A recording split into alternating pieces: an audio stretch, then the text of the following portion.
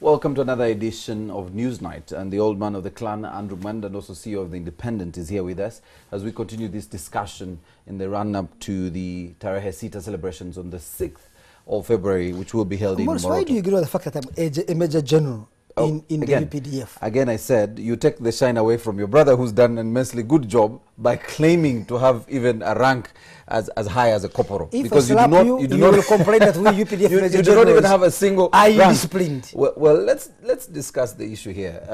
We started on the subject of professionalizing the army, and you cited one isolated case, of an indisciplined officer who Major was General, reined in, same rank, who was reined in by a civilian called Andrew Mwenda. But Andrew, I wanted to discuss several things, and our foreign policy has been mostly really dictated by the UPDF. With the mission in the DRC, we have forces in Somalia, a part of the AMISOM team. We have now the UPDF, who have been in South Sudan for 1 year since December 2013, and we have the UPDF in the Central African Republic. Andrew, clearly we must be doing something right for us to be in these countries. Exactly. In these countries, and you do not at least have the countries I've mentioned requesting those soldiers to leave and probably pack up and come home. There must be something the UPDF I should tell you this, Maurice. You can criticize President Museveni on many things, but Museveni has one great advantage. Museveni is a master of grand strategy. Museveni has a big picture view of things. He is abysmal in the management of tactical, small, mundane issues. He's very poor at execution of small, mundane things. But in terms of bigger, what you'd call grand strategy thinking, yes, he's so good. Because just imagine how small Uganda is.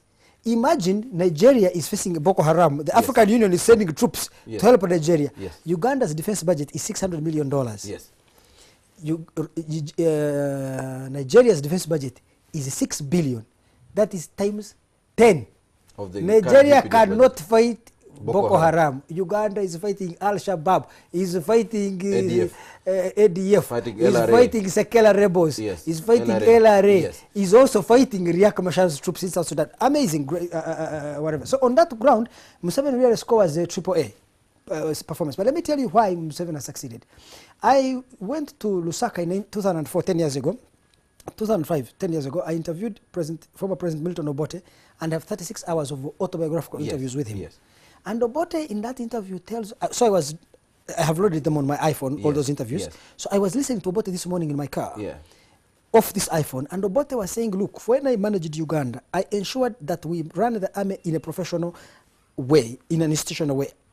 I would chair the Defense Council would adopt a policy, the policy would be given to the army commander, the Minister of Defense, and they would be implementing it downward. Now let me tell you how Museveni manages the army. Museveni will appoint you army commander.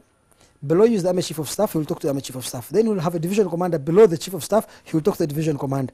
Then a brigade commander below the division commander, he will deal with that one. Then up to the battalion commander, he will have direct contact with all those. He will never accept that delegation of authority and he becomes distant. 2, there are standing orders in the UPDF. You cannot move a tank for more than 2 kilometers without his express permission, the express permission of the commander-in-chief. 2, you cannot move 20 soldiers for 20 kilometers without the express permission of the commander-in-chief. Isn't that bureaucratic? Let me tell you this. I realized, after listening to Obote and knowing how Museveni runs UPDF, that you see, I've spent my career criticizing Museveni for personalizing the army.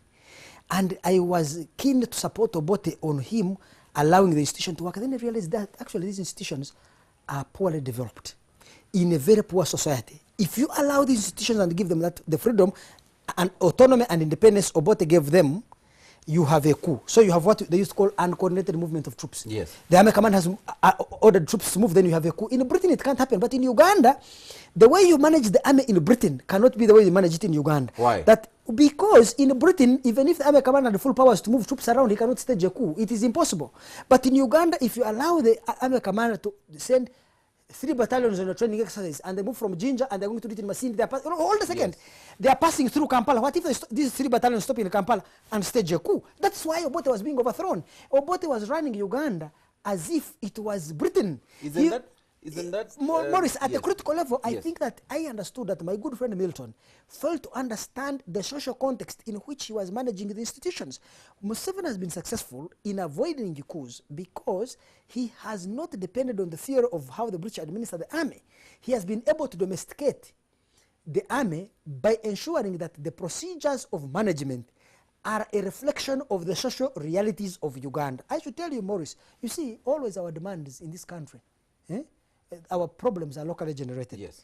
The demands, some of them are locally generated. When we come to discuss the solution, we use a textbook theory picked from a book at Harvard explaining the experience of Europe. Well, that is where my the problem biggest is. source of Yes. our problems in Africa Yes. is the mismatch between demands and solutions. Fantastic. What But Museveni has doesn't achieved that- with the UPDF Yes. is that the army here is managed by procedures and processes that have organically evolved out of our experience, and that is his strength. Doesn't that explain why the opposition and several critics of the UPDF will say it is not actually a national army, it's not a professional army, but the president's army? And he said it in the last few weeks. Let me when he frame was it this in way. Western I don't Uganda. think And he UPDF said, I have an army, meaning it is actually President Museveni's army. Let me explain Does to that you. contradict this whole professionalization notion? First of all, at a professional level, if you take what is a professional journalist? He's a journalist who has gone and studied the craft. Yes. So UPDF right now has a large cadreship of officers who have been trained at Sandhurst, who have been trained in America, Egypt, Fantastic. China, and elsewhere. But they've So come they are back highly into the professional. system So let that us is talk run about a national army. By the commander-in-chief. Yes, this same army is highly educated, has people with PhDs, Yes. masters, university degrees.